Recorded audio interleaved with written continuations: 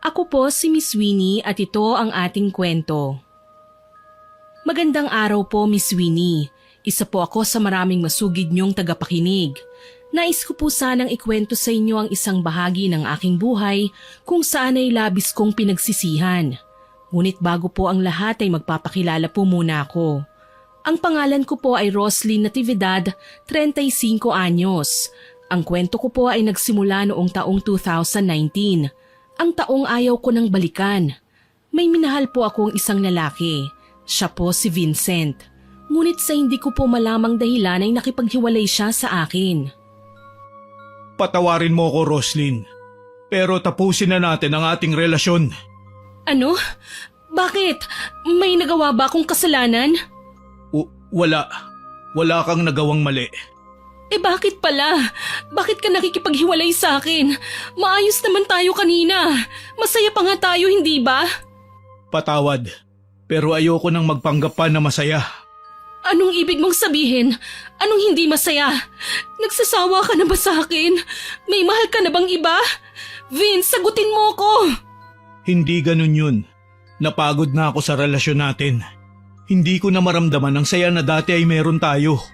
Ganun na lang yon? Basta mo na lang akong bibitawan dahil pagod ka na? Basta. Tama na. Maghiwalay na tayo. Tapos. Matapos niyang bitawan ng mga salitang yon ay iniwanan na niya ako. Sinubukan ko pa siyang habulin. Ngunit kaagad siyang sumakay sa kotse at pinaharurot yon. Kasabay ng kanyang pag-alis ay ang biglang pagbuhos ng malakas na ulan. Tila ba nakikiramay ang langit sa aking nadarama. Magkaganon pa man ay nanatili akong nakatayo sa aking pwesto, hinahayaang mabasa sa ulan. Nang mga sandaling yun ay para akong nabagsakan ng malaking pader sa likod. Nagsisisigaw pa ako ng mga mura nun na alam kong hindi na maririnig pa ni Vince. Ilang minuto rin na ganon ang aking ginagawa. Nang mapagod na ako ay sumilong ako sa isang waiting shed. Tuliro ako ng mga sandaling yun. Hindi ko alam kung ano ang aking gagawin. Kaya naman nagpasya akong umuwi na lang sa amin. Nang makakita ko ng taxi ay agad ko yung pinara. Sa paghinto ng sasakyan, sa harapan ako sumakay. Wala akong pakialam kahit pananonood sa aking katawan ang lamig na nanggagaling sa aircon. Lumipas pa ang oras at nakarating na rin ako sa aming bahay. Sinalubong ako ng nakababata kong kapatid na walang kaalam-alam sa nangyari. Anong nangyari sa'yo, ate? Mukha kang basang sisiw ah. Anyway, kumusta ang date niyo ni Kuya Vince? Nag-propose na ba? Hindi ko siya sinagot. Nangihina ako at walang lakas upang magkwento. Napansin naman niya na hindi ako umiimik. Kaya nilapitan niya ako. Doon lang niya nakita na namumugto ang aking mga mata na hanggang nang sandaling yun ay lumuluha pa rin. Nawala ang ngiti sa mukha ng aking kapatid. Nilapitan niya ako at niyakap ng mahigpit. Kahit pa nga ako ay basa. Dahil sa yakap niyang yun ay hindi ko napigilang humagulgol ng napakalakas. Marami siyang sinasabi ng mga sandaling yun, pero para akong nabingi. Wala akong ibang naririnig kung hindi ang malalakas kong paghikbi. Naramdaman ko na lang na inaalalayan ako ni Grace papasok ng aming bahay. Diniretso niya ako sa banyo at pinaupo sa loob ng bathtub. Sandali niya akong iniwan. Sa kanyang pagbalik ay may dala na siyang damit ko na pamalit. Ate, maligo ka muna. Baka mamaya niyan ay magkasakit ka. Wala akong pakialam. 8 years. 8 years akong naghintay na pakakasalan niya ako. Tapos makikipaghiwalay lang siya. Sasabihin pa niya sa akin na hindi na siya masaya. Napagod na siya. Ate, nandito pa naman po ako eh. Hindi ako mapapagod at magsasawa sa'yo. Hindi kita iiwanan. Binigay ko ang lahat sa kanya. Paano niya nagawa sa akin to? Ay, maligo ka na nga po muna. Ipagtitimpla kita ng kape para mainitan ng tiyan mo. Matapos sabihin niyo ni Grace ay iniwanan na niya ako. Pero imbis na gawin ang kanyang sinabi, ay nanatili akong nakaupo. Hindi ko na matandaan kung gaano ako katagal na tulala. Nang bigla na lang pumasok sa aking isipan na kunin ang bote ng sleeping pills na nasa medicine cabinet namin. Nang makuha ko yon ay walang pagdadalawang isip na binuksan ko yon at ibinuhos ang laman nun sa aking palad. Nang masiguro kong wala ng laman ng bote, ay diretso kong isinubo ang lahat ng gamot. Yun naman ang inabutan ni Grace. Ha? Ate, anong ginagawa mo? Pabayaan mo na ako. Ate naman, lalaki lang yan. Hindi pa katapusan ng mundo. Siya lang ang buhay ko. Kaya ngayong wala na siya ay... Hindi ko natapos pa ang aking sasabihin sapagkat nakadama na ako ng matinding pagkahilo. Nanlalabo na rin ang aking paningin. Ilang sandali pa ay unti-unti na rin akong nilamon ng kadiliman. Ngunit bago ako tuluyan mawalan ng malay, ay narinig ko pa ang aking kapatid na nag-aalala at natataranta. Ate! Mga kapitbahay! Tulong! Tulungan niyo ako! Sa pagkawala ng aking malay, ay inakala kong matatapos na rin ang aking paghihirap. Ngunit nagkamali ako. Hindi ko na alam kung gaano yon katagal. Basta sa pagdilat ng aking mga mata, wala akong ibang nakita kundi ang puting kisame. Sinubukan kong bumangon, ngunit bumagsak lang ako pabalik sa malambot na higaan. Inilibot ko ang aking paningin. Doon ko lang napansin ang kapatid kong nakatalikod sa akin, habang may kinakausap sa kanyang cellphone.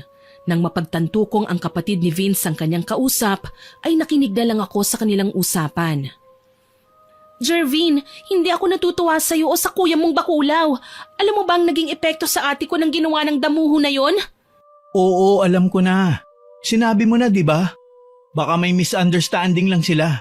Huwag kang mag-alala. Kakausapin ko si Kuya Vince. Baka maayos pa to. Kahit wag na. Ayokong makita na lumalapit pang lalaki na yon sa ate ko. Hudas Barabas talaga yon. Ang tanga lang kasi ni ate. Masyadong nagpapapaniwala sa pambobola ng kuya mo. Pagmamahal ang tawag dun. Wala ka kasing love life kaya bitter ka. Anyway, dadalaw ako kay Ate Roslyn. Gising na ba siya? At ano naman ang gagawin mo rito? Nabingi ka na ba? Dadalaw nga ako. Bahala ka. Matapos yung sabihin ni Grace ay nilingon niya ako. Nang makita niyang gising ako ay nagmamadaling pinatay niya ang kanyang cellphone at isinuksok yon sa bulsa ng kanyang pantalon. Malungkot nang umiti na lang ako sa kanya. Natataranta naman siyang lumapit sa akin at tinanong ako. Nagugutom ka na po ba, ate? Hindi. Sinong kausap mo? Wala yun. Kaibigan ko lang po yun. Ay, katrabaho at kaibigan ko po pala. Nagtatanong lang po kung papasok po ako bukas. Sinong niloloko mo? Hindi ka naman mauutal at matataranta kung nagsasabi ka ng totoo Grace, ate mo ko, kaya kilalang kilala kita. Alam kong nagsisinungaling ka kaya wag ako. Ang mabuti pa po ay lalabas muna ako. Bibili po muna ako ng makakain natin. Hindi na niya hinintay pa ang sasabihin ko. Nagmamadaling lumabas ang aking kapatid at iniwan na naman akong mag-isa. Muli ay pumasok na naman sa aking isipan ang eksena ng iniwanan ako ni Vince, kaya hindi ko napigilang tumulo ang aking mga luha. At sa bawat pagpatak noon ay naging tanda ng sakit na naidulot sa akin ng aming paghihiwalay. Lumipas pa ang mga minuto, bigla na lang sumulpot ang hinihingal na si Jervin. Lumapit ito sa akin at nag-aalalang nagtanong. Pinahiran ko naman ang aking mga luha. Ate, ayos ka lang po ba? May masakit ba sa'yo? Nasaan si Grace? Bakit kanya iniwang mag-isa? May binili lang siya. Baka pabalik na rin yon. Anong ginagawa mo pala rito? Nag-text po sa akin si Grace. Sinabi nga po niya na isinugod ka sa ospital. Kaya nag-alala po ako sa'yo. Alam niyo naman po na ikaw lang ang ate ko Hindi na ako ang ate mo. Wala na kami ni Vince. Iniwanan na niya ako. Napagod na sa akin ang kapatid mo Hindi po totoo yan. Baka pagod lang po sa trabaho si kuya. Pwede pa naman po ninyong pag-usapan ng lahat Paano kung talagang ayaw na niya? Anong gagawin ko? Imposible yun ate. Ang tagal-tagal nyo na ni kuya Ang akala nga po ni mami ay magpapakasal na kayo. Akala ko rin pero mali ako. Hindi ko alam kung ano bang nagawa kong ikinagalit niya para humantong sa hiwalayan ng kanyang desisyon. Naguguluhan din ako. Hindi ko na napigilan ang aking sarili. Muli na naman akong naiyak. Kaagad naman akong niyakap ni Jervin. Hinahaplos-haplos niya ang aking likuran para ako aluin. Simula ng araw na yon ay araw-araw na akong dinadalaw ng nakababatang kapatid ng dati kong kasintahan. Nandyang nagdadala siya ng mga paborito kong pagkain, paboritong mga bulaklak. Sinusubukan niya rin akong patawanin sa kanyang mga pag-arte. Ngunit hindi kayang mabura ng mga yon ang katotohanang nasasaktan ako sa nangyari sa relasyon namin ni Vince. Ilang araw pa ang lumipas at nakalabas na rin ako ng ospital. Tumatawag na rin sa akin ang opisinang pinapasukan ko. Lagi lang sinasabi ng aking kapatid na si Grace na nagpapahinga pa ako. Ngunit paglipas ng mga araw ay tila hindi na yun maikonsidera ng aking pinapasukan. Kaya pinagre-resign na lang ako ng boss namin. At hindi nga ako nagdalawang isip na gawin yon. Isang araw ay naisipan ko na lang na puntahan si Vince sa kanyang bahay. Alam ko kasi na wala siyang pasok tuwing linggo. Nagdala rin ako ng paborito niyang kalderetang baka. Pagdating sa harap ng bahay nila ay malakas kong isinigaw ang kanyang pangalan. Hindi naman nagtagal ay nilabas niya ako. Lukot ang kanyang muka at salubong ang kanyang mga kilay. Magkaganon pa man ay ngumiti ako at itinaas ang aking dalang paper bag. Dinalhan kita ng paborito mong kalderetang baka. Hindi mo na kailangang gawin yan. Ang mabuti pa, umuwi ka na. Isa pa, kumain na ako. Vince, baka pwede naman tayong mag-usap. Wala na tayong pag-uusapan. Ang mabuti pa, umalis ka na lang. Bakit mo ba ako ginaganito? Gusto ko lang naman makipag-usap sa'yo eh. Ayusin natin ito. Pwede ba? Tumigil ka na. Tapos na tayo. Tanggapin mo na lang. Nabigla ako sa ugaling ipinakita sa akin ni Vince, kaya hindi ko na napigilan ang aking sarili. Lumuhod ako sa kanyang harapan at nagmamakaawang kausapin ako at ayusin namin ang problema sa aming relasyon. Ngunit nanindigan siya at itinaboy ako na parang aso. Dahil doon ay nakadama ako ng galit, kaya hindi ko napigilang mag-eskandalo. Dala marahil ng kanyang pagkapahiya, hinila niya ako papasok sa loob ng bahay nila. Pagdating sa sala ay marahas niya akong itinulak sa sofa at saka gigil na gigil akong hinarap. Ano pa bang hindi mo naiintindihan, Roslyn? Tapos na tayo. Tigilan mo na ako. Ganyan ka na ba kababa ngayon? Para lang makuha mo ang gusto mo ay nagpapaawa ka? Nababaliw ka na. Oo, nababaliw na ako. 8 taon? 8 taon ang relasyon natin. Tapos itatapon mo lang ng ganon-ganon? Hindi ako laruan na kapag nagsawa ka na, ibabasura mo na lang. Nakikiusap ako sa'yo. Parang awa mo na. Tama na. Tumigil ka na. Hindi ako titigil hanggat hindi mo sinasabi sa akin kung ano ba talaga ang dahilan ng pakikipaghiwalay mo. Dahil kung pagod ka lang ay pwede ka namang magpahinga. Gusto mo talaga ang totoo? Pwes, makinig kang mabuti. Hindi na kita mahal. Matagal na. Pinagtsatsagaan lang kita. Dahil alam kong gustong-gusto ka ng pamilya ko. Nakakasakal ka. Nakakainis. Masyado kang pabida. Lagi ka na lang tama kapag nagtatalo tayo. Anong sinabi mo? Ang sabi ko, matagal na kitang hindi mahal. Taon na nga kung tutuusin eh. Hindi ka na lang magpasalamat na pinagtsatsagaan kita ng ilang taon. Akala ko kasi babalik sa dati ang nararamdaman ko sa'yo. Dala ng pagkabigla ay nasampal ko ng malakas si Vince. Hindi ako makapaniwala sa kanyang mga sinabi. Halos lahat ng panahon ko ay ibinuhos ko na sa kanya. Mas madalas pa nga na ang mga gusto niya ang nasusunod noon sa aming relasyon. Hindi ko rin hinahayaang siya lang ang sumasagot sa mga date namin. Dahil nga alam ko noon ay nag-iipon siya para sa pangarap niyang bahay. Nang mapagtanto ko ang aking nagawa ay humingi ako sa kanya ng tawad. Ngunit ipinagtulakan lang niya ako palabas, kaya naman umuwi akong bigo sa aming bahay. Pagdating sa amin ay dire-diretso ko sa loob ng kwarto. Hindi na ako nagbukas pa ng ilaw. Basta ko na lang ibinagsak sa malambot na kama ang aking katawan. Pakiramdam ko ng mga sandaling yon ay hapong-hapo ako.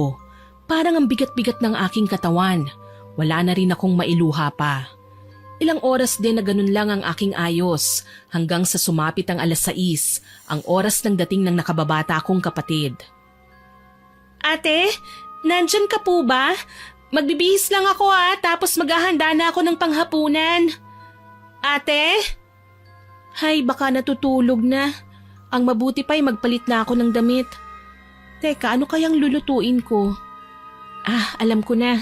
Ipagluluto ko si ate ng may sabaw. Matapos ang araw na yon ay madalas na akong nagkukulong sa aking kwarto. Minsan ay dinadalaw rin ako ni Jervin at kagaya ng dati ay may dala siyang kung ano-ano. Nagdaan pa ang mga araw, linggo at buwan. Hindi pa rin ako nakaka-move on Halos lahat ay ginawa na nila Grace at Jervin para lang mapasaya ko. Pinipilit ko rin naman pero tila hindi nakikisama ang aking puso at isipan. Nang sumapit ang aking kaarawan ay naisipan akong yayaing lumabas ni Grace. Wala sana akong planong lumabas pero nang makita ko ang lungkot sa kanyang mga mata ay napapayag din niya ako. Saan ba tayo pupunta?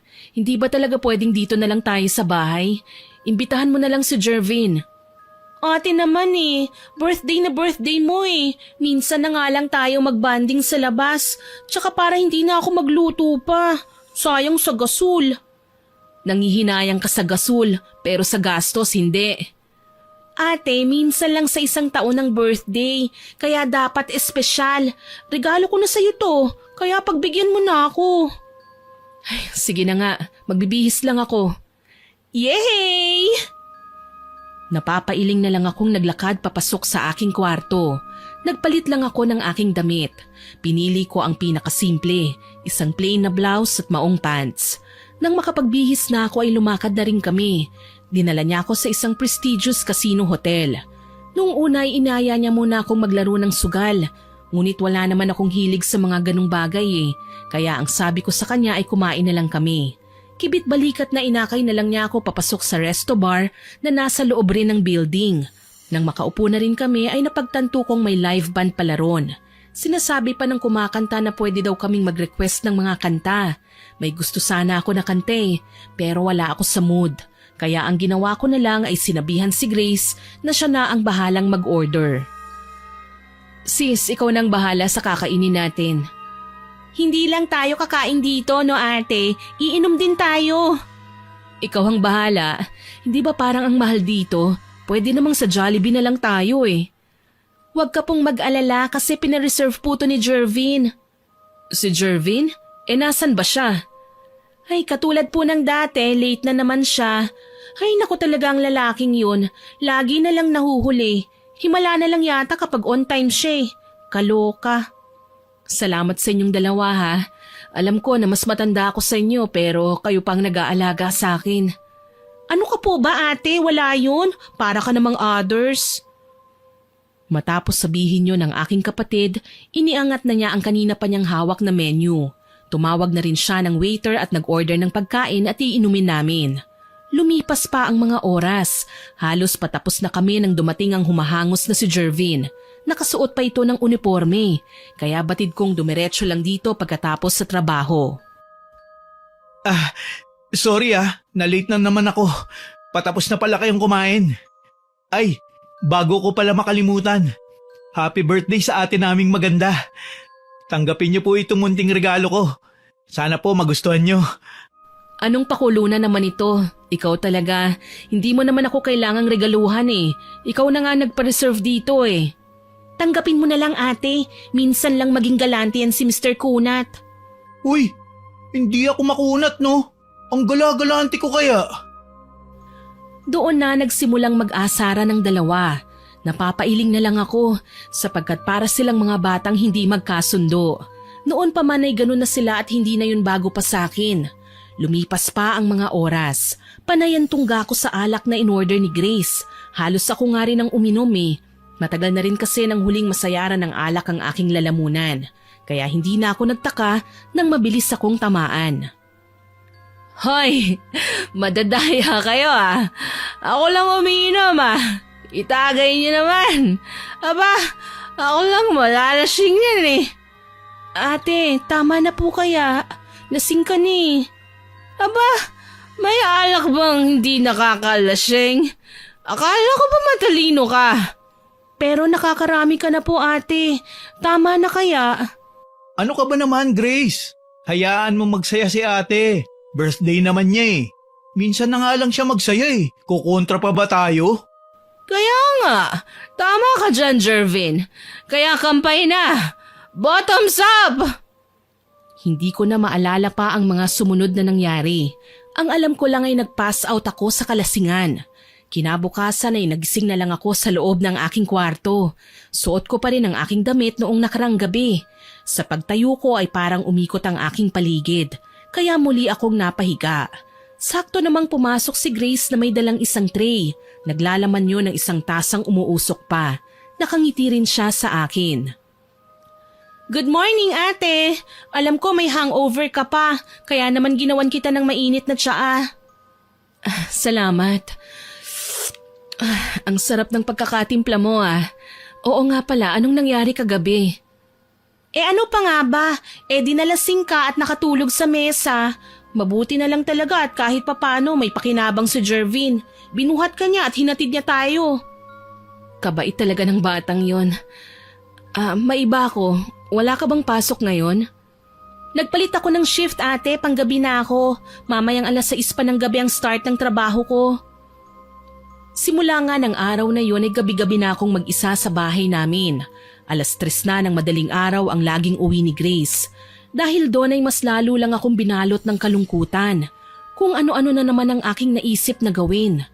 Isang gabi ay bigla ko na lang naalalang kamustahin si Vince. Ngunit nang subukan ko siyang tawagan ay naputol lang ang tawag ko. Kaya alam kong nakablock na ako sa kanya. Nasasaktan na naman ako dahil doon. Kaya naman naisipan kong lumabas at magpunta sa isang bar malapit sa amin. Uminom ako ng uminom.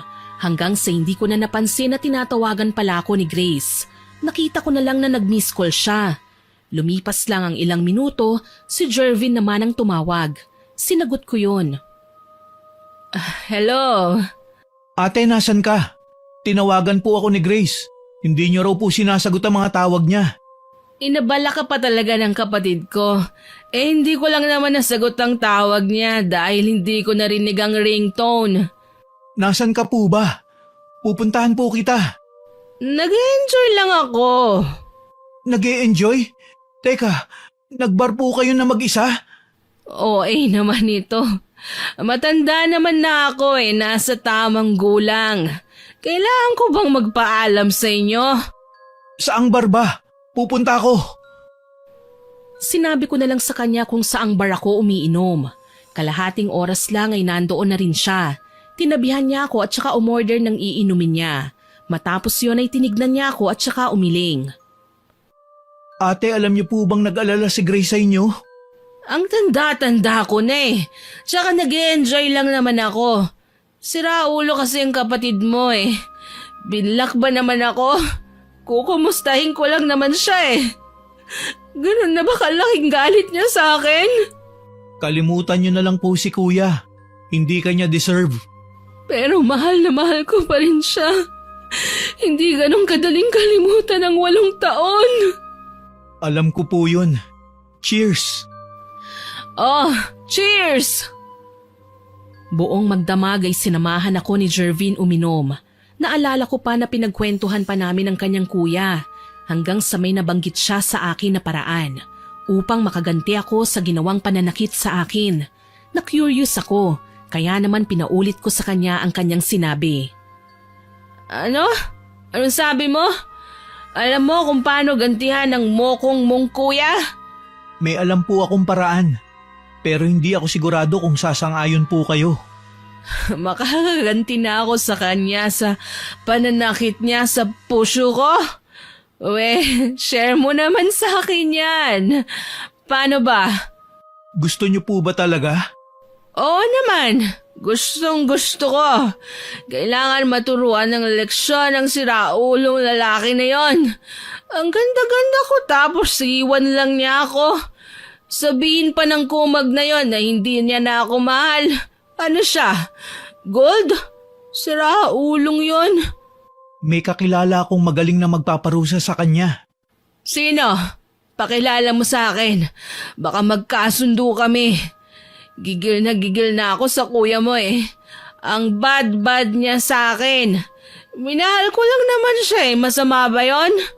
Kung talagang gusto niyo po ay sasamahan kita ngayon sa kanya. Magbabiyahe po tayo. Total sa Cavite lang naman siya nakatira Isa pa naiinis na rin po ako kay kuya Dahil nahuli ko siya nung minsan na nakikipagtawanan sa isang babae sa video call. Hindi ba niya alam ang 3 months rule? Sinasabi ko na nga ba May babae ang kuya mo kaya niya ako siguro iniwan. Hindi pwede yan. Hindi siya pwedeng maging masaya habang miserable ako. Kaya dapat ipuntahan na natin yung sinasabi mo. Sigurado ka na po ba? Wala na pong atrasan to kapag pumunta na tayo. Oo, sigurado ako. Tagwa mo yan sa bato. Sinusumpa kong hindi siya magiging masaya. Parurusahan ko siya. Anong hinihintay mo? Tara na! Dala ng aking kalasingan at inis na nadarama kay Vince ay niyaya ko na si Jervin na puntahan ang kanyang tinutukoy. Dahil madaling araw na yon ay 1.5 oras lang ang naging biyahe namin pa Cavite. May isang bahay kaming pinuntahan. Medyo nakakatakot pa nga ang lugar dahil sa mga nagtataas ang halaman. Tagurin yun. Nang nasa harap na kami ng pinto ay kumatok lang si Jervin at may tinawag na Aling Mirasol. Hindi nagtagal ay bumukas na ang pinto at bumungad sa amin ang isang matandang babae na nakasuot ng purong itim. Puti na ang lahat ng buhok nito na sabog. Natakot pa ako lalo dahil sa kanyang itsura. Parang nawala ang lahat ng spirito ng alak sa aking katawan. Ang mas nakakatakot pa ay ang malilikot nitong mga mata na tumitingin sa paligid. Bago kami sinenyasang pumasok. Nag-alangan pa ako dahil kamukha niya ang mga napapanood ko sa horror movies na aswang. Kaya naman hinila ko ang braso ni Jervin. Sigurado ka bang tutulungan tayo niyan? Baka mamaya hindi na tayo makalabas ng buhay sa bahay niya. Ate, kilala ko si Aling Mirasol. Sa kanya nagpatulong noon ng barkada ko. Kaya nga yumaman ang hustuan loko Teka nga, ano po ba ang pagkakaalam mo? Paano kung aswang siya? Baka gawin niya tayong midnight snack. Natatawang napailing naman si Jervin sa winika ko. Pero sinigurado naman niya sa akin na hindi aswang ang aming pinuntahan. Kaya naman nagpatangay na lang ako sa kanya nang alalayan niya akong pumasok. Pagpasok namin ay napansin ko ang napakaraming bote sa isang estante. May isang parte rin ng bahay niya na may mga rebultong hindi ko kilala. Sa harap ng mga yon ay isang lamisitang parehaba na may nakapatong na baon ng nyug at iba't ibang korte ng mga bato. May telang kulay pula rin doon na parang may tinatakpan. Inilibot ko pa ang aking paningin sa kabuuan ng bahay. Nasa ganoong ginagawa ako nang biglang magsalita si Jervin. Pasensya na po, Aling Mirasol. Alam kong alanganing oras na. Pero hihingi po sana kami ng tulong ng ate ko Ate, sabihin mo na ang gusto mong ipagawa. Nag-alangan man ay sinabi ko na lang kung ano ba ang aming sadya. Kinakabahan man ay alam ko rin sa aking sarili na wala nang atrasan pa. Kaya humugot muna ako ng isang malalim na buntong hininga bago inilahad ang aking nais. Hihingi po kami ng tulong para maparusahan ng lalaking nang iwan sa akin. Hindi ko pa rin po matanggap na ganun lang niya ako kadali itapon At ngayon nalaman ko pa na nakikipaglandian na pala siya sa iba. Sabihin mo po kung ano po ang ipapagawa mo. Ha? Sinabi ko na nga. Gusto ko siyang maparusahan. Yung specific po, tulad ng patabain siya o kaya ay pamagain ang binti niya. Ah, yun pala. Ang ibig mong sabihin mangko si Aling Mirasol? Manggagaway po. Kaya niyang gumamot ng sakit at kaya niya rin po mangbarang. Napatangu-tangu pa ako. Pero ang totoo ay hindi ko talaga naiintindihan. Ang alam ko lang ng mga sandaling yun ay ang kagustuhan kong maparusahan at magdusa si Vince. Kaya naman ang sinabi ko na lang na gawin ay konektado sa lugar kung saan kami unang nagbakasyon. Gusto ko pong lagyan nyo ng maraming buhanging dagat ang tiyan niya at maraming maliliit na alimasag. Pero konting buhangin lang po yung parang magiging butete lang ang itsura niya para hindi na siya magustuhan ng kalandian niya. Sure ka dyan, ate? Siguradong sigurado ako. Tumangulang sa akin si Aling Mirasol. Hiningi niya ang pangalan ng aking dating kasintahan. Pagkatapos noon ay tinanong niya ako kung yun lang ba ang ipagagawa ko. Malaki ang ngiting sinagot ko siya ng opo.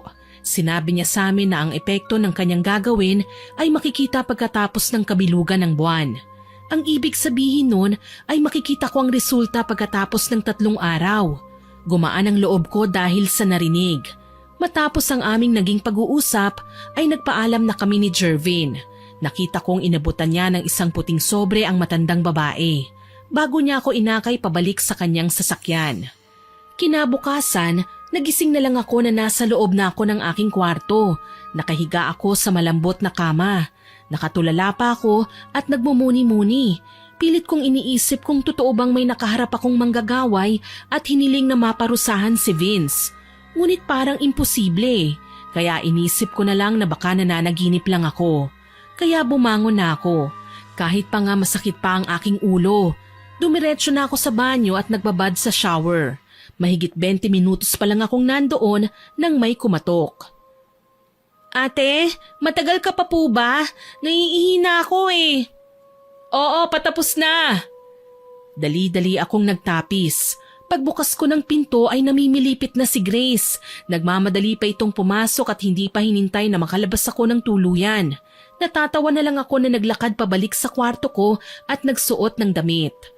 Lumipas pa ang 3 araw, pero hanggang ngayon ay iniisip ko pa rin kung totoo bang pinagawa kong parusahan si Vince kay Aling Mirasol. Nahihiya naman akong magtanong kay Jervin. Baka mamaya niya na ipagtawanan lang niya ako. Mapahiya pa ako. Nasa ganoong pag-iisip ako nang biglang tumunog ang aking cellphone. Video call yun mula kay Jervin, kaya kaagad kong sinagot. Ate Roslyn, nangyari na. Ha? Ano? Teka nga muna, bakit ka ba bumubulong? Si Kuya Vince, lumaki ang tiyan. Tapos kanina nagrereklamo siya na mabigat daw. Magpupunta raw siya sa ospital para magpatingin. Totoo ba? Sandali nga, ang ibig mong sabihin ay totoong nagpunta tayo ron kay Aling Mirasol? Lasing ka pa rin po ba? Nakalimutan niyo na po ba? Pinalagyan niyo po ang tiyan ni Kuya ng buhangin at maliliit na alimasag ba yun? Ibig sabihin ay totoo ang lahat ng yon at hindi pa naginip lang. Ilang araw kong iniisip ang bagay na yan eh. Oo naman po. Hindi naman po mamamatay si Kuya sa buhangin, di ba? Hindi naman siguro. Mukhang hindi pa naman nanghihina ang kuya mo eh. Anyway, balitaan mo ko ha. Matapos ang aming pag-uusap ay napaisip ako. Pakiramdam ko kasi ay napakasama kong tao. Ngunit pumasok din sa aking isipan ang mga binitiwang salita sa akin ni Vince. Alam ko sa aking sarili na hindi ko kailanman makakalimutan ng mga yon. Masakit pa rin kasi hanggang ngayon ang ginawa niya sa akin eh. Lumipas pa ang mga araw at nabalitaan ko na lang mula kay Jervin na isinugod sa ospital ang kanyang nakatatandang kapatid. Ayon sa binata, hindi na nakakakain ng maayos ang kanyang kuya. Kaya hindi na ako nagdalawang isip pa na tunguhin ang ospital kung nasaan ang aking dating nobyo. Bit-bit ang natitirang pag-asa na magkakaayos kami ay masaya pa akong nagpunta roon. Ngunit sa aking pagdating ay ang nakasimangot na mukha lang ni Vince ang bumungad sa akin. Sumimangot lang ito nang makita niya ako. Bagay na nagpahina ng aking loob. Pero kagaya ng dati, sinalo naman ako ni Jervin. Ate, dinadalaw niyo po si Kuya? Ang sweet mo po talaga ha? Nagdala lang ako ng prutas. Hindi ka na dapat pang nag-abala. Hindi ka naman kailangan pa rito eh. Kuya, hindi ka po dapat ganyan makipag-usap sa babae. Lalo na at si Ate Roslyn ang pinag-uusapan. Wala kang pakialam. Isa pa, wala na kami. Kaya hindi mo na siya kailangan pang tawaging ate. Ang pangit ng ugali mo, kuya. Kailan ka pa naging ganyan? Manahimik ka! Nagtalo ang magkapatid sa aking harapan. Nakikinig lang ako. Ngunit damang-dama ko ang inis na nararamdaman ni Vince para sa akin. At kay Jervin lang niya na ibubuhos yun. Plano ko na sanang gumitna sa kanila eh. Ngunit bigla akong binalingan ng aking dating kasintahan. Ang mabuti pa ay umalis ka na lang, Roslyn. Kung inaakala mo na makikipag-ayos pa ako sa'yo, kahit na lumod ka pang muli ay hindi na ako magsasayang ng oras at panahon sa'yo. Mas masaya na ang buhay ko nang wala ka. Ganun ba kalaki ang galit mo sa akin? Matapos kong ibigay ang lahat-lahat sa'yo? Sa totoo lang, Vince, hindi ko na alam kung bakit kita minahal eh. Bakit hindi ko nakita ang ganitong ugali mo? At least ngayon ay alam mo na. Kaya pwede ka nang umalis, babaeng baliw.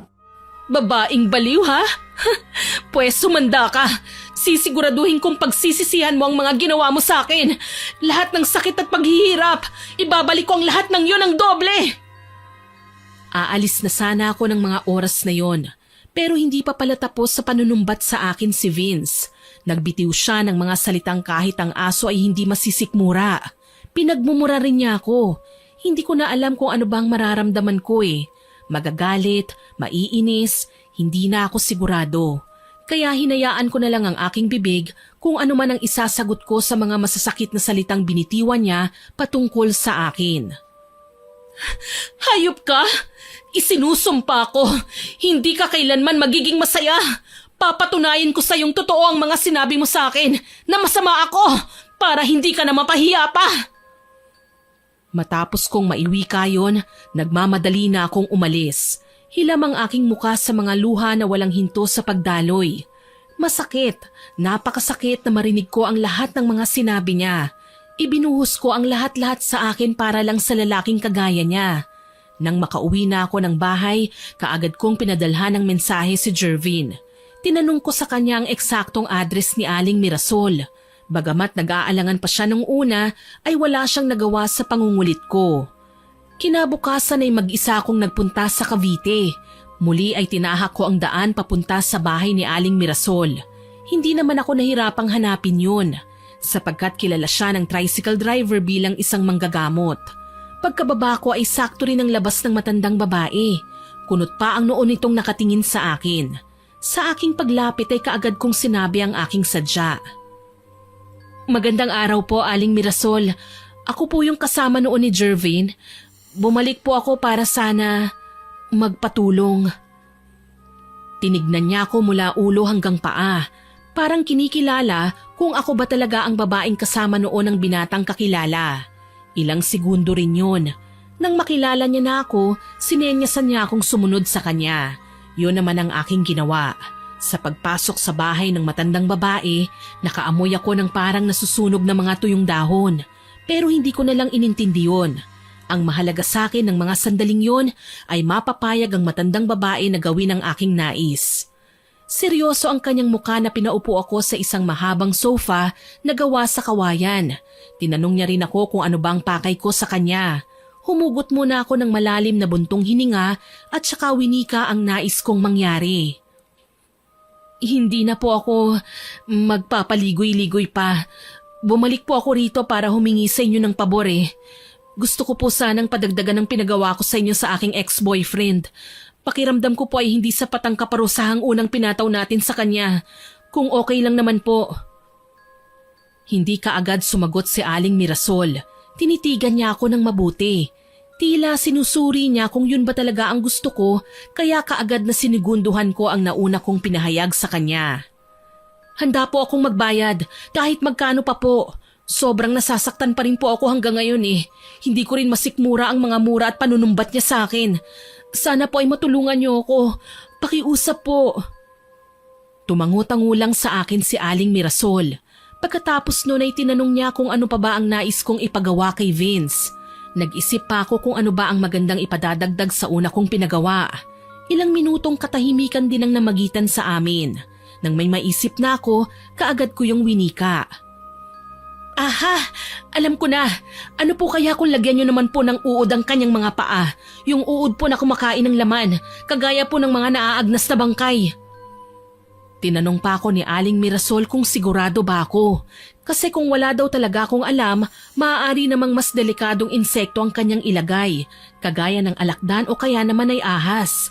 Ngunit para sa akin ay sapat na ang mga uod. Nang magkasundo kami ay tinanong ko siya kung magkano ang kailangan kong ibayad. Ngunit sinagot lang niya ako na kahit magkano na lang daw. Kaagad naman akong kumuha ng 10,000 piso sa aking bag na dala. Iniabot ko yon sa matandang babae at saka ako nagpaalam na aalis na. Sa aking pag-uwi ay hindi ko mapigilang mapangiti, lalo na kapag nai-imagine ko kung ano ba ang magiging epekto nun kay Vince. Lumipas pa ang mga araw, tumalaw nun si Jervin sa aming bahay. Ate Roslyn, nandito po ba si Grace? Akala ko pa naman ako ang pinunta mo rito. Si Grace naman pala. Siguro may gusto ka sa kapatid ko, no? Si ate naman. Gusto ko lang po makasigurado bago ako magtanong tungkol sa naging lakad mo. Binibiro lang kita, huwag kang mag-alala. Lumabas si Grace bumili ng soft drinks. Sakto. Kumusta po pala ang lakad mo? Nagkausap po ba kayo ni Aling Mirasol? Oo, mabuti na nga lang, pinagbigyan niya ako sa request ko. Ano po ba ang pinagawa nyo? Gayuma? Papaibigin nyo po ulit si kuya? Hindi ko naisip yun . Ang nasa puso ko lang kasi ng mga sandaling yun yung mga masasakit na salita sa akin ng kuya mo. Ano po pala ang pinagawa nyo? Pinalagyan ko ng uod ang mga paa niya para mahiya na siyang makipaglandian pa. May sasabihin pa sana sa akin si Jervin nang bigla na lang bumukas ang front door namin. Dumating na si Grace na may bitbit na isang bote. Aba, may bisita pala tayo. Namiss ko kayo eh. Hay nako, ang sabihin mo hindi mo na naman matagalan ng pangit na ugali ng kuya mo. Eto naman, hayaan mo na. Sa susunod ay magpapaampon na ako sa inyo. Nagtawanan kaming tatlo. Matapos noon ay niyaya na rin ni Grace si Jervin na saluhan kami sa merienda. Masaya namang nagpaunlak ang binata. Matapos ang araw na yon ay lagi kong kinakamusta kay Jervin ang kanyang nakatatandang kapatid. Doon ko lang nalaman na halos hindi na pala lumalabas ng bahay ang binata. Sabi pa sa akin sa chat ni Jervin ay may kakaibang amoy daw na nagmumula sa kanyang kuya. Natatawa pa ako. Naghihintay lang naman ako ng pagkakataon para puntahan siya at ipamukha sa kanyang kakailanganin niya ang pag-aalaga ko. Ilang sandali pa ay nakaramdam ako ng pagkauhaw. Kaya naman tumayo ako para kumuha ng tubig sa kusina. Ibinaba ko muna sa aming lamisita ang aking cellphone bago tumayo at naglakad papuntang kusina. Matapos kong makakuha ay bumalik na ako sa sala. Doon ay nabigla ako nang makitang hawak ni Grace ang aking cellphone. Napakunot pa ang kanyang noo. Natatarantang nilapitan ko siya at inagaw ang cellphone ko. Anong ginagawa mo? Bakit mo pinapakialaman ng cellphone ko? Hindi mo ba alam ang salitang privacy? Nabasa ko kasi ang usapan niyo ni Jervin, ate. Anong ginawa mo kay Kuya Vince? Wala ka na ron. Sa susunod ay huwag mong ginagalaw ang mga gamit ko. Magtapat ka nga po sa akin, ate. Ano po ba talagang ginawa mo? Pwede ba, Grace? Tantanan mo nga ako. Nakalimutan mo yata na mas matanda ako sa'yo eh. Kaya huwag kang umasta na parang mas may alam ka. Sagutin mo na lang po kasi ang tanong ko, ate. Wala na sana akong plano na sagutin pa ang tanong ni Grace. Kaya naman tinalikuran ko siya at nagtangkang iwanan siya roon. Ngunit naging maagap ang aking kapatid. Hinawakan niya ako sa aking braso. Kaya napilitan akong humarap sa kanya. Pilit ko ring tinatanggal ang kamay niya. Ngunit masyadong mahigpit ang kanyang pagkakahawak. Ano ba? Bitiwan mo nga ako? Hindi kita bibitiwan hanggat hindi mo ako sinasagot, ate. Fine, ipinabarang ko siya. Ano, okay na ba? Masyado kang usisera. Bitiwan mo na nga ako. Ipinabarang? Seryoso ka? Ate naman, bakit nagawa mo ang bagay na yun? Matanda ka na at alam kong alam mo na mali ang ginawa mo. Halika, samahan mo ako. Ipabawi natin ang ginawa mo. Ayoko, pabayaan mo na lang kasi ko. Ikaw ba talaga yan, Ate Roslyn? Hindi ka naman dating ganyan ah. Alam kong nasaktan ka niya. Hindi ko rin siya gusto pero hindi tama ang ginawa mo. At ano ang tama? Ang ginawa niya sa akin? Ang pamumura at panunumbat niya? Gumanti lang ako. Tama lang yun sa kanya. Kung tutuusin kulang pa nga yun sa pananakit niya sa damdamin ko. Hindi na ikaw ang dati kong ate. Nagbago ka na. Napakababaw na dahilan para humantong ka sa ganyang bagay. Nawala na ba ang konsensya mo? Paano kung mapahamak siya? Kakayanin mo ba ang bigat ng guilt na mararamdaman mo? Problema ko na yon. Hindi ko na hinintay pa ang ibang sasabihin sa akin ni Grace. Nagmamadali akong makalayo sa kanya. Kaya nang mabitiwan niya ako, nagmamadali akong tumakbo patungo sa aking kwarto. Simula ng araw na yun ay lagi nang nakamasid si Grace sa bawat kilos ko. Hindi niya rin ako hinahayaang maiwang mag-isa. Kaya naman tuwing papasok siya ay pinasasamahan niya ako kay Jervin. Isang maulan na gabi, bigla na lang nagpaalam sa akin si Jervin na pupuntahan niya muna si Vince na isinugod noon sa ospital.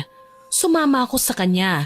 Yun na ang pagkakataong nakikita ko para maipamukha sa kanya na kailangan niya ako sa buhay niya.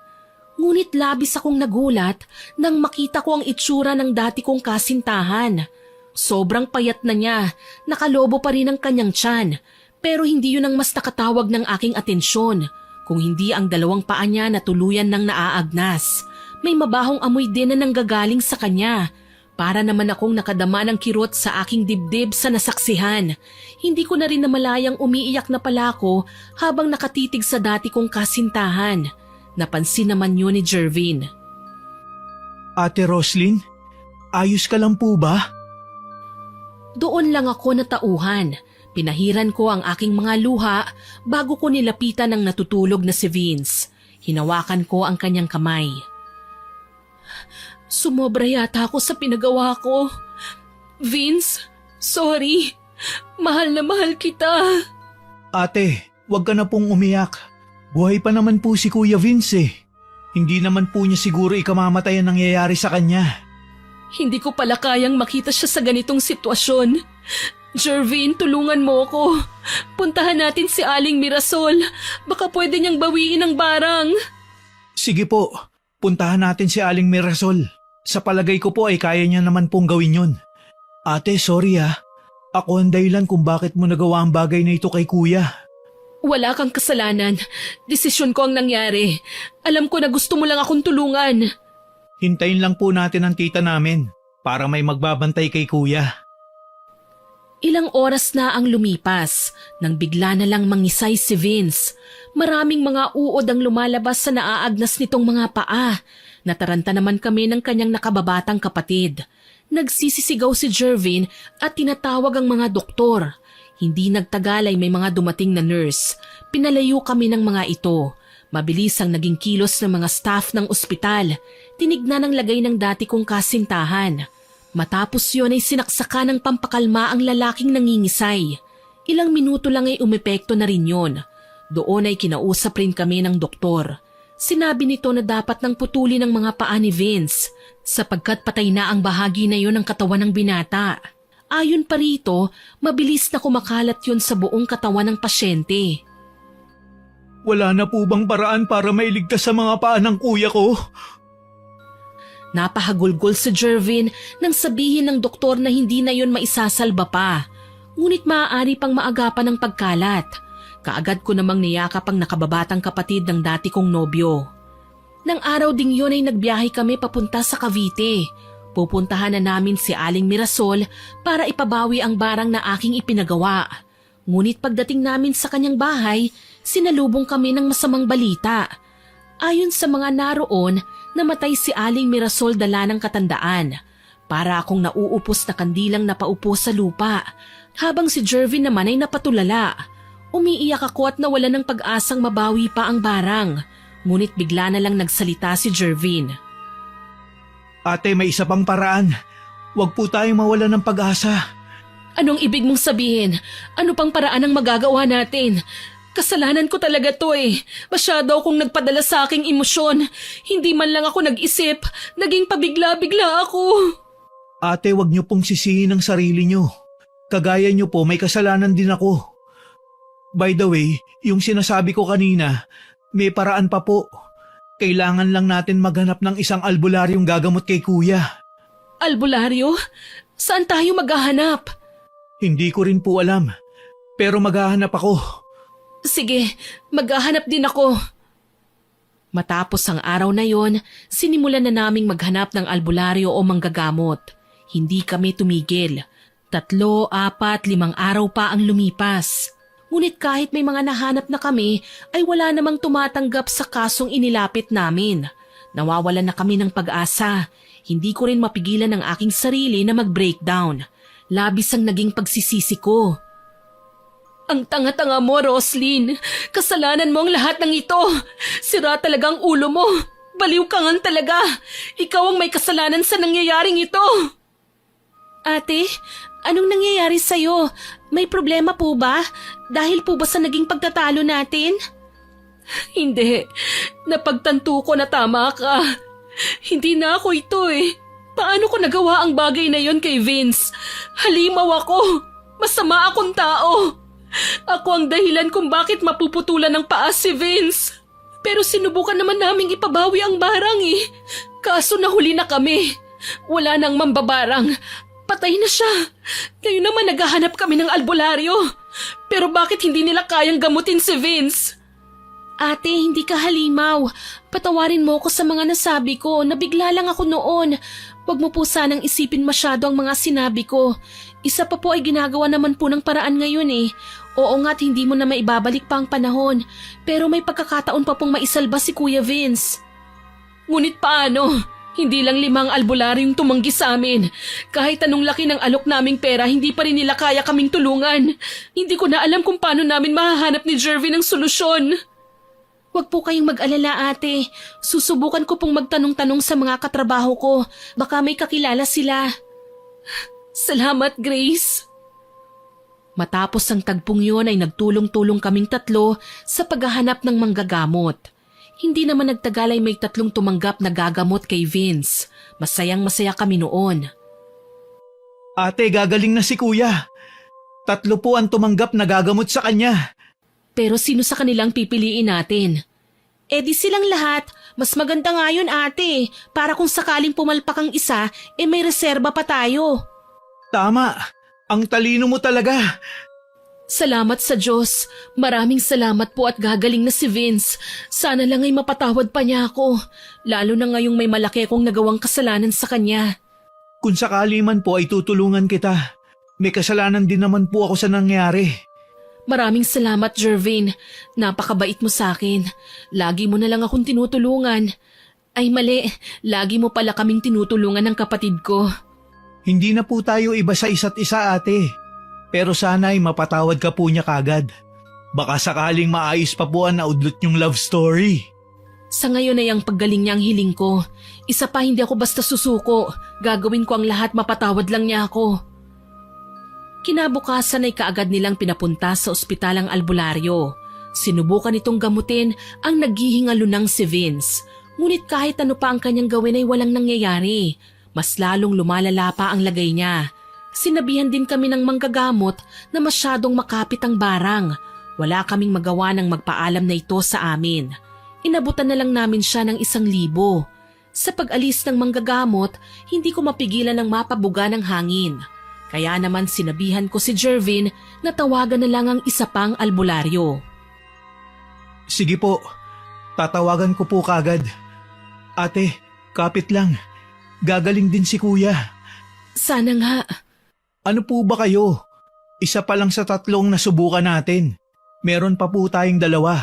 Kaya may pag-asa pa. Sandali lang po tatawagan ko na yung pangalawa. Oo, sige. Lumipas ang 2 araw, dumating naman ang ikalawa sa 3 manggagamot. Nilapitan niya ang nakahiga at walang malay pa rin na si Vince. Habang kami ni Jervin ay nanonood lang sa kanyang gagawin. Matagal na tinitigan ng manggagamot ang pasyente. Pagkatapos nun ay naglabas ang manggagamot ng mga kung ano-anong dahon. Pinahiran pa niya ng langis ang malapad at may kalakihang dahon bago niya yun itapal sa naaagnas na paa ni Vince na umabot na hanggang sa may binti. May mga binigkas pa itong salita na hindi namin maintindihan. Napakunot pa ang aking noo nang bigla na lang niyang hablutin ang dahong inilagay niya sa paa ni Vince.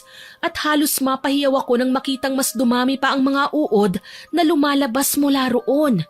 Hindi pa nagtagal ay nangisay na naman si Vince, kaya nataranta kami ni Jervin. Anong ginawa mo? Nurse! Pinatahimik naman kami ng manggagamot. Sinabi niya sa amin na kasama yun sa pagtanggal niya ng barang. Ngunit hindi nagtagal, bigla na lang bumula ang bibig ni Vince. Mas lalo kaming nataranta nang sabihin sa amin ng albularyo na masyadong malakas ang barang na nilagay sa binata at hindi yun kakayanin ng isang gamutan lang. Ayon pa rito, inilalabas lang ng pasyente ang iba sa mga katawan nito. Halos takpan ko ang aking mga mata.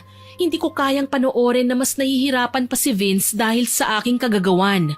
Mas lalo pa akong natakot nang marinig ko ang malakas na sigaw niya. Kuya! Tama na! Tama na! Itigil mo na ang ginagawa mo kay Vince! Ngunit hindi nakinig sa amin ang manggagamot.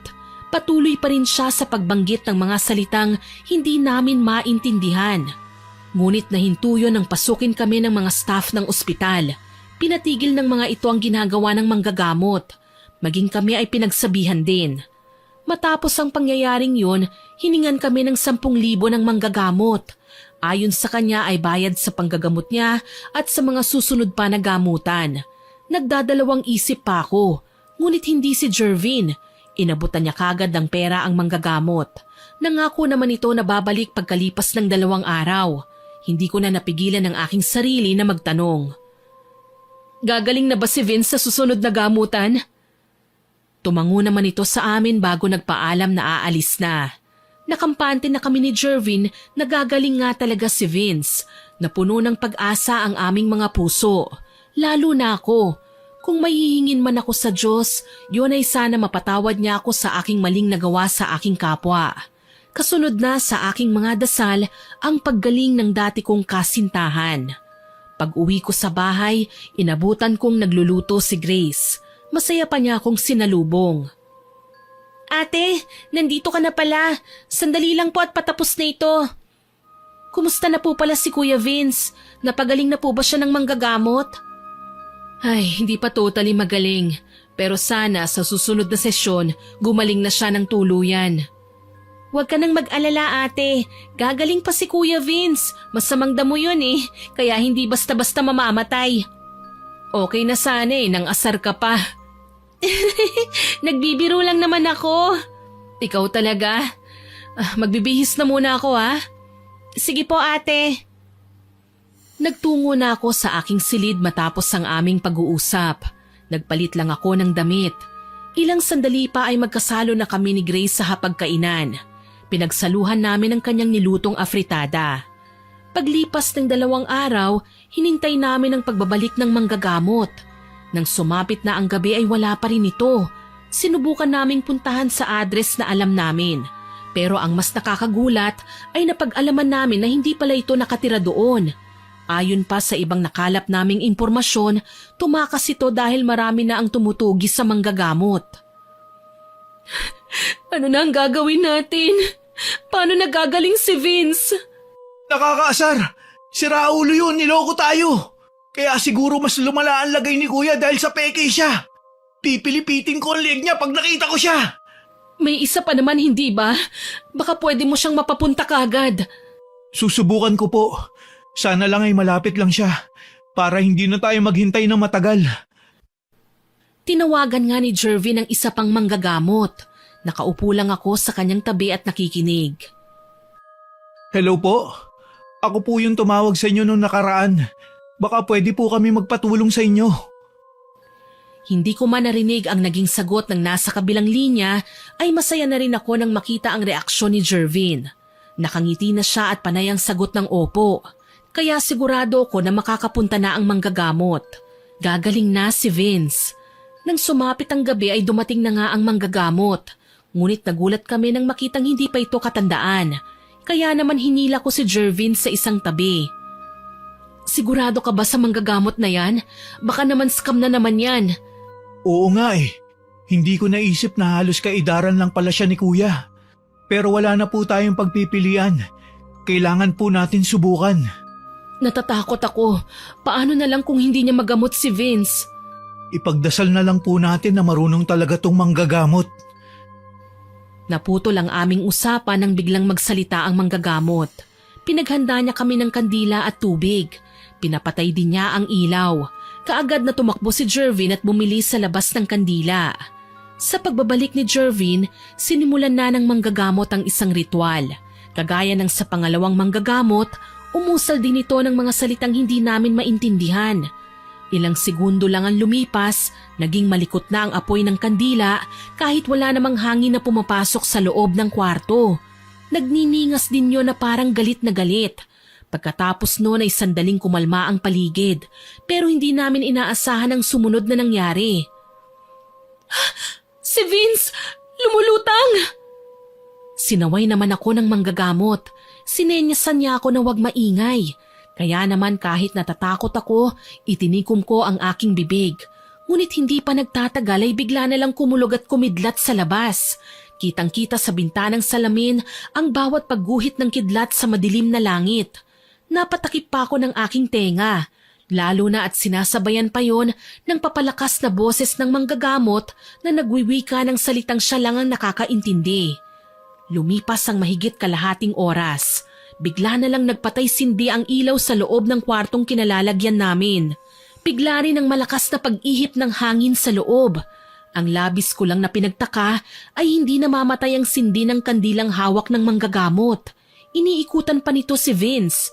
Ilang segundo lang ay bigla na lang ding huminto sa pag-usal ng dasalang manggagamot. Kaya nagtatakang tinanong ko siya. Bakit po kayo huminto? Tapos na po ba? Magaling na po ba si Vince? Gagaling na po ba ang kuya ko? Seryoso ang muka ng manggagamot na umiiling. Kaya para kaming binuhusan ng malamig na tubig ni Jervin. Bakit po kayo huminto kung hindi pa magaling si Vince? Bumuga ng hangin ng manggagamot at saka ito nagwika na masyadong makapit daw ang barang sapagkat hinaluan ng gumawa ng sarili nitong dugo ang ritual at inamin niya sa amin na hindi niya kaya ang lakas ng nambarang sa binata ngunit hindi rin daw umano siya susuko. Matapos sabihin yon sa amin, muling nag-usal ng ibang salita ang manggagamot. Hindi pa nagtatagal ay biglang tumayo si Vince at mabilis na lumapit sa lalaking may hawak ng kandila. Nabigla kami nang sakali ni Vince ang tumutulong sa kanya. Nagmamadaling lumapit naman si Jervin at pinilit na tinatanggal ang kamay ng nakatatandang kapatid. Kuya, ano po ba ang ginagawa mo? Bitawan mo po siya. Gagamutin ka niya. Vince? Nagulat kami nang bigla na lang tumawa si Vince. Kakaiba ang boses na nanggagaling sa kanya. Pero mas nagulat kami nang bigla na lang niyang hawiin si Jervin na naging dahilan para tumalsik ito sa isang gilid. Jervin! Hindi ba ito naman ang gusto mo? Ginawa ko ang lahat para mapagtibay ang barang na ikaw mismo ang nagpagawa. Tama ba ako, Roslyn? Hindi ba galit na galit ka sa masamang lalaki na ito? Hindi ganito ang gusto ko. Oo, nagalit ako sa kanya pero mahal ko siya. Tsaka wala sa usapan natin ang ganito kalala ang gagawin mo. Ate Roslyn, Kuya Vince! Isa ka pa! Ikaw ang lumapit sa akin para tulungan si Roslyn. Kaya huwag kayong magmalinis na dalawa. Parehas kayo ng galit sa puso. Parehas kayong namumuhi kay Vince. Dapat pa nga ay magpasalamat kayo sa akin. Sumenya sa akin ang manggagamot na hanggang ngayon ay hawak pa rin sa lieg ni Vince. Itinuro niya sa akin ang kinalalagyan ng kanyang bag. Bagamat hindi ko masyado maintindihan, ay mabilis kong nilapitan ang bagay na yon. Bubuksan ko na sana nang bigla na lang may hangin na humampas sa akin na naging dahilan para matumba ko. Aray! Tama na! Please! Ako na lang! Muli ay tinawanan lang ako ni Vince, ngunit hindi na boses ng babae ang humahalili sa boses niya. Naging mas malalim at mas nakakapangilabot. Huwag ka nang magpanggap, Roslyn. Nababasa ko ang nilalaman ng puso mo. Punong-puno ka ng galit at buot sa lalaking ito. Isa pa ay nais mo naman talagang mahirapan siya, di ba? Tinutulungan na kita, sapagkat sa oras na iyong pagpanaway sa akin ka na rin naman mapupunta. Demonyo! Isa kang kampo ng dilim! Pare-pareho lang tayong masama. Ang kaibahan lang ay mas higit ako makapangyarihan kesa sa inyo. Hindi ko malaman ang aking gagawin ng mga sandaling yun. Alam ko rin kasi sa aking sarili na kasalanan ko ang lahat. Napaiyak na lang ako sa kawalan ng maisip. Hindi ko na namalayang nakalapit na pala sa akin si Vince. Nagulat na lang ako nang bigla niya akong sakalin at itaas. Ate Roslyn! Mahinang nilalang. Tignan natin ngayon ang tapang mo. Tanggapin mo ang aking sumpang ipapataw sa iyo. Hindi na naituloy ni Vince ang kanyang sasabihin. Habang ako naman ay nagiging malabo na ang aking paningin at pandinig. Nararamdaman ko na sa ilang segundo lang ay mawawalan na ako ng malay. Ngunit bago pa mangyari yon, nakita ko ang manggagamot na may sinaboy sa likuran ni Vince. Kaya naman nabitiwan niya ako. Ngunit kasabay ng aking paglaya sa kamay niya ay nawalan na rin ako ng malay. Hindi ko alam kung gaano katagal bago ako muling bumalik sa ulirat. Ang natatandaan ko lang ay namilipit si Vince matapos siyang mawisikan ng kung ano ng manggagamot. Sa aking pagbabalik ng malay ay nagisnan ko si Grace sa aking tabi. Ate, kising ka na. Salamat sa Diyos at walang masamang nangyari sa'yo. Hindi ko na alam ang gagawin ko kapag nawala ka pa. Grace, nasa na si Vince? Magaling na ba siya? Siya pa rin ang iniisip mo? Malaki ang atraso ko sa kanya, kaya sana ay maintindihan mo ang pinaghuhugutan ko. Yumuko lang si Grace at hindi na muling umimik pa. Kaya naman muli ko siyang tinanong. Saktong dumating naman si Jervin. Basa ang mukha nito sa mga luha, kaya bigla akong napabangon. Jervin, nasan ang kuya mo? Maayos na ba siya? Nasan ang manggagamot? Ate, wala na si kuya. Anong sinabi mo? Paanong wala? Nakalabas na ba siya ng ospital? Gumaling na ba siya? Wala na siya, Ate Roslyn. Patay na si kuya. Ang sabi sa akin ng manggagamot ay tanging ang mga uod sa katawan ni kuya ang dahilan kung bakit akala natin buhay pa siya. Matagal nang patay si kuya, kasabay ng pagkamatay ni Aling Mirasol. Kaya pala, kahit anong gawin natin ay hindi na siya gumagaling. Kasalanan ko ito. Ako ang pumatay sa kanya. Napakasama ko! Sa pagkawala ni Vince, mas lalo ko lang sinisi ang aking sarili. Magkaganon man, hindi ako iniwan nila Grace at Jervin. Kahit pa nga akong dahilan ng pagkasawi ni Vince, hindi pa rin nila ako pinabayaan. Lumipas pa ang ilang buwan at umabot pa ng ilang taon, pero hanggang ngayon ay hindi ko pa rin po mapatawad ang aking sarili, Miss Winnie. Minumulto pa rin ako ng aking nakaraan.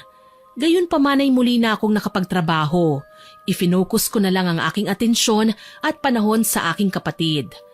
Marami akong natutunan sa karanasang ito na minsan sa ating buhay ay nakagagawa tayo ng mga maling desisyon pero hindi ibig sabihin nun ay hindi na tayo makakagawa pa ng tama. Bagamat kadalasan ay nasa huli talaga ang pagsisisi.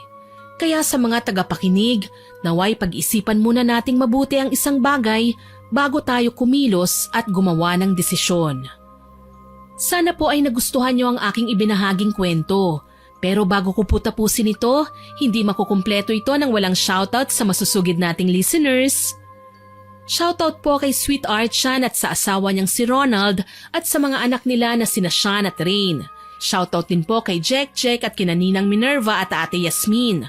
Kay Resty Amal na nag-comment po sa manlolokong ginang upload, ang sabi po niya, addicted na naman daw po siya sa pakikinig habang naglilinis ng house at once masimulan na niya ang pag-play ng stories natin hanggang gabi at pagtulog na raw yon.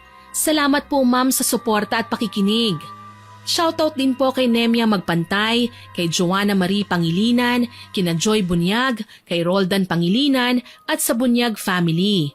Hello din po kay Yash Abdul, kay Jane Ruiz, kay May Oliero, kay 12 Gem Yang, kay Ma'am Tina Dekit na magbe-birthday po ngayong September 22. Advance happy birthday po ma'am! Shoutout din po kay Jerlyn Arbado, kay Annabel Hoson, kay Mitch Vlogs Official na nagsabing adik na raw siya sa pakikinig sa atin. Salamat po ma'am. Hello din po kay It's Me Hi, kay Ma'am Helen Flores na minsan daw nakakatulugan na niya ang pakikinig sa stories natin kaya binabalikan daw po niya. Salamat po ma'am. Shoutout din po kay Fausta Guevara na avid listener daw po natin, kay Evelyn Abayan from 13 Martires Cavite, kay Ella Diaz from Samar, kay Julie Jessica from General Trias Cavite, kay Aaron John Fernandez, at sa mga regular listeners po natin na sina Francisco Neng, Rubilin Eneria, Ma'am Lydia Lopez, Ma'am Leonora Consensino, kay Ma'am Wilma Leses, kay Sir Kimpoy Feliciano, kay Cliven Dubalan, kay Ma'am Elizabeth Pamintuan, kay Cherry Mukbang ASMR, kay Ma'am Corazon Kakalda, kay Ma'am Mel Santarita, kay Aisel Mays, kay Ma'am Rason Yao, Ma'am Pamela Allen, Ma'am Puresa Tagiwalo, Ma'am Angelina Ignacio, kay Ma'am Celia Tolentino, kay Chris Gel Mamado, kay Roberto Crimen, kay Ma'am Barbilin, at sa iba pa nating avid listeners. Sa mga susunod ko pong upload, isa-shoutout ko po kayo ha. Huwag po kayong mag-alala. Love ko po kayong lahat. Maraming salamat po sa lahat ng nakinig at ng komento. Abangan pa rin po ninyo sana ang mga susunod nating upload. At huwag kalilimutang mag-subscribe, like, share, and comment sa kwento natin. Para po mabilis nyong makita kung may bagong upload tayo, pindutin nyo lang po ang notification bell para mabilis nyo itong makita. Aasahan ko pa rin po ang inyong suporta ha. Muli, ako po si Miss Winnie na nagpapasalamat sa inyong walang sawang pakikinig.